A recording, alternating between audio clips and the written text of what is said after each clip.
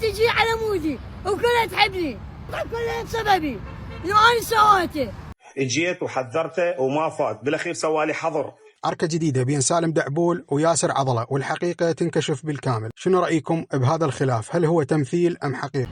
كلكم تعرفون ياسر عضلة، وانا من اليوم بطلت من سالم دعبول، انه جاب واحد من القامة وشغله بدالي واهتم بيه. وثاني شيء تعرفون ليش؟ زايد يوميته، الله يرضى زايد يوميته ونقص من يوميتي وانا دك شغل. ليش؟ بسبب هذا الشيء. شوفوا هذا المطعم، العالم كلها تجي على مودي وكلها تحبني. تشوفون هذا المطعم كله بسببي لو انا سويته، وانا كل شيء بالاصل هنا. وهسه بعد يقول روح انت بعد ما تهمني انت. الله بس هاي اقول لك اياها ترضوها. البارح هذا اجى القس يوميته مثل يوميتي، انا بطلت من سالم دعبول اشتغل بالاعلانات. هاي النجوميين انه ياسر هيك يصير، هاي النجوميه.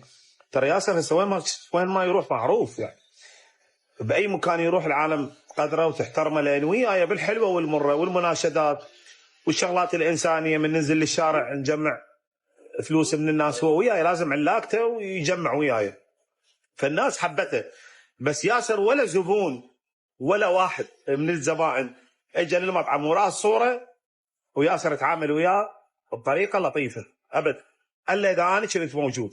اذا انا كنت واقف بباب المطعم، لا ياسر يعني تشوفوه غير ياسر. بس اذا انا ما موجود، ولا شخص واحد ولا واحد هسه خليه يطلع لي اي واحد هسه اللايف ايش قد 11000 ولا شخص اجى للمطعم وراه الصوره وياسر وكلها انا متحمل، واقول له ياسر ما يخالف، واقول له ياسر انا لازم اكون لك، مو بس يعني تقول استاذي، لا انا اكون لك اب واخ كبير.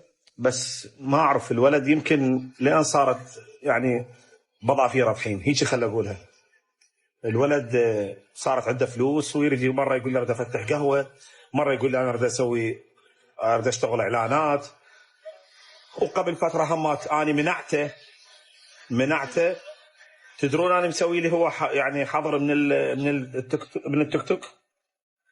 بس انا اراقبه مرات من المصور يقول لي شوف يا ياسر يصعد باللايفات ويا بنات، مو يعني مع احترامي لهن مو كلهن، بس ما لايقه باسمي، ما لايقه بسمعتي، ما لايقه. يعني قلت لك بابا انت محسوب علي، ما يصير. يعني انا جابوا لي تصوير له، يعني تصرفات يسوي باللايفات مو حلوه، جايب فلوس ويكيت وما اعرف شو يسوي. المهم جيت وحذرته وما فات، بالاخير سوالي حظر من التيك توك على مود حتى انا ما اشوف. قاموا يدزون الناس وبالتعليقات يقولوا له سالم دعبول يقبل بهاي التصرفات.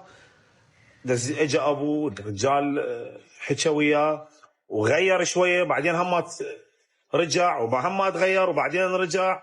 بس انا ما ادري يعني شنو اللي مسوي له غير بس الخير والطيب. قبل ما يبطل بيوم انا شريت له 5 مليون الى 500 والياسر والدعدوعه 500. قلت له هاي من ارباح الشبس، الله رازقنا، هاي 500 لك و500 دعدوعه.